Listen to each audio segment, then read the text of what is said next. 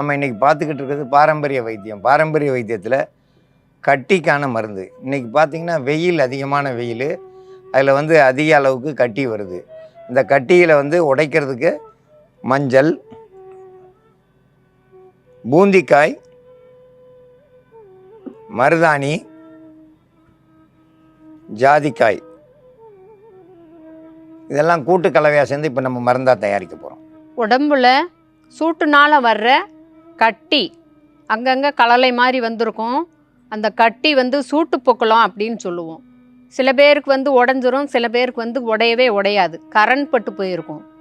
அது வந்து கல்லறைப்பட்டு போச்சு அப்படின்னு சொல்லிட்டு அதை கிள்ளி வலிக்குதுன்னு சொல்லிட்டு கிள்ளி எடுத்து விட்டாங்கனாக்கா அது வந்து உடையாது, கல்லறைப்பட்டு போய் அப்படியே கல் மாதிரி உறைஞ்சி அதே இடத்துல நின்று போயிடும். அந்த மாதிரி வர்றதுக்கு காரணங்கள் நம்ம உடம்புல உள்ள கழிவுகள் வந்து மலத்தின் வழியாக வெளியேறாட்டி வியர்வை அதிகம் வேர்க்காமல் இருந்துச்சுனாக்கா உடம்புல எந்த பாகத்துலனாலும் கட்டி கட்டியாக வரும். பொக்களம் வந்துச்சுனாக்கா அது பழுத்து உடைய விடுங்க.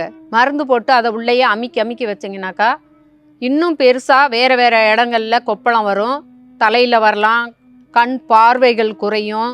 அதே நேரத்தில் வந்து கட்டி பெருசாக வரும் வேறு இடத்துல வந்துச்சுனாக்கா. கட்டி எந்த கட்டியோ புண்ணோ வந்துச்சுனாக்கா அது நல்லா பழுத்து உடஞ்சி கசடுகள் வெளியாயிருச்சுனாக்கா, உங்களுக்கு நம்ம உடம்புல உள்ள கழிவுகள் வெளியாயிருச்சுனாக்கா அதுக்கப்புறம் பொக்குளமே வராது.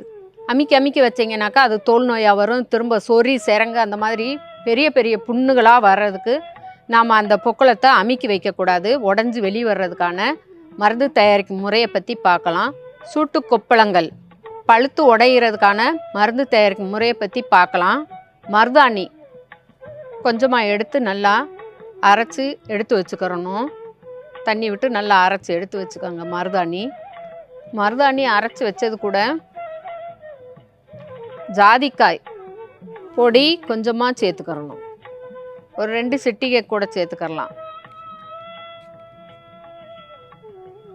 ஜாதிக்காய் பொடி 2 சிட்டிகை, மருதாணி இலை அரைச்சி வச்சுருக்கிறது கூட சேர்க்கணும். அது குளிர்ச்சி படுத்தும். அதே நேரத்தில் கட்டியை பழுக்கிறதுக்கு கூட்டு மருந்தாக சீக்கிரமாக உதவி செய்யும். பூந்திக்காய் சலவை தொழிலாளிகள்லாம் நம்ம முதல்ல பயன்படுத்துவாங்க. அந்த இதை வந்து நாம் சீயக்காய் தலைக்கு போட்டு குளிக்கிறதுக்கெலாம் வந்து பெண்கள் முன்னால் பயன்படுத்தினாங்க. அந்த பூந்திக்காய் வந்து ஒன்று எடுத்து நல்லா பொடியாக வச்சுருக்குறோம். பொடியாக அரைச்சிக்கிறணும். அது கூட அது ஒரு 2 சிட்டிகை கூட போட்டால் போதுமானது. பூந்திக்காயை சோப்புக்காயின்னும் சொல்லுவாங்க. சலவை தொழிலாளிகள் அடையாளம் போடுறதுக்கெல்லாம் இதைத்தான் பயன்படுத்தியிருக்காங்க. பூந்திக்காய் ஒரு 2 சிட்டிகை. அந்த பொடி கட்டியை வந்து நல்லா பழுக்க வச்சு அந்த வெடுக்குன்னு வலிச்சுக்கிட்டே இருக்கும். குத்தல் எடுக்கிறது மாதிரி, கிள்ளி வைக்கிற மாதிரி வலி எடுத்துக்கிட்டு இருக்கும். அந்த வலியெல்லாம் போக்கக்கூடியது பழுத்து கட்டி ரத்தமும் சலமாக வெளியே வரும். 1/4 ஸ்பூன் அளவுக்கு மஞ்சள் தூள் கூட சேர்த்துக்கிறணும். இது அரிப்பு எடுத்துக்கிட்டு இருக்கிறத உள்ளே இருக்கிற கிருமி அந்த மாதிரி இருந்ததுனாக்கா அதெல்லாம் வெளியேற்றக்கூடியது. சீக்கிரமாக பழுத்து கசடுகளை வெளிக்கொண்டு வரக்கூடியது. கட்டி எந்த இடத்துல இருந்தாலும் சரி, அது அக்குள்ளையாக இருக்கட்டும், பட்டக்ஸில் இருக்கட்டும், தொடையில் இருக்கட்டும், முதுகில், கைகளில், கணுக்கால், அந்த மாதிரி எந்த இடத்துல இருந்தாலும் அசைவு கொடுக்கக்கூடிய இடத்துல இருந்துச்சுனாக்கா அந்த கட்டி வந்து சீக்கிரமாகவே உடையாது. அதனால் இந்த கட்டி மேலே இதை போட்டு விட்டுட்டு ஒரு நாள் முழுக்க விட்டுருங்க. அது சுற்றியும் நல்லா பழுத்து நல்லா வெடுக்குன்ற வலி இல்லாமல் இருக்கும். பழுத்து நல்லா அந்த முகம் வச்சு சலம் வந்து நல்லா உருண்டையாக வந்துடும். கல் மாதிரி இருந்தது உருண்டையாக வந்து இதை போட்டு விட்டிங்கனாக்கா பழுத்து அதுவாக உடஞ்சிருச்சுனாலும் நீங்கள் கசடு வெளியே வரட்டும், அதை வந்து அமுத்தி நீங்கள் கல்லறைப்படுத்தக்கூடாது. அதுவாக வந்து ஆணி வேர் வெளியே வர்ற வரைக்கும் இந்த மருந்தை சுற்றியும் உடஞ்சிருச்சுனாலும் மேலே போட்டுக்கிட்டே வந்தீங்கனாக்கா அந்த கட்டி உடஞ்சி கசடு ஆணி வேர் வரைக்கும் வெளியாகிறதுக்கு இது ஒரு சிறந்த மருந்து.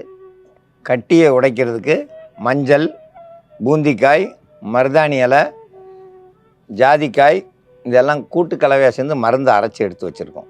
இதை எடுத்து கட்டி மேலே போட்டு வந்தாலே கட்டி பழுத்து உள்ளே இருக்க கசடுகள் வந்து ஒரு சின்ன துவாரம் மாதிரி வந்து அது மொத்தமும் தன்னால் வெளியேறணும். நம்ம கை வச்சு அழுத்தக்கூடாது. கட்டி உடைக்கிறதுக்கு இது ஒரு சிறந்த மருந்து. இந்த மருந்தை பயன்படுத்தி பயன்பெற வேண்டும் என்று கேட்டுக்கொள்கிறேன்.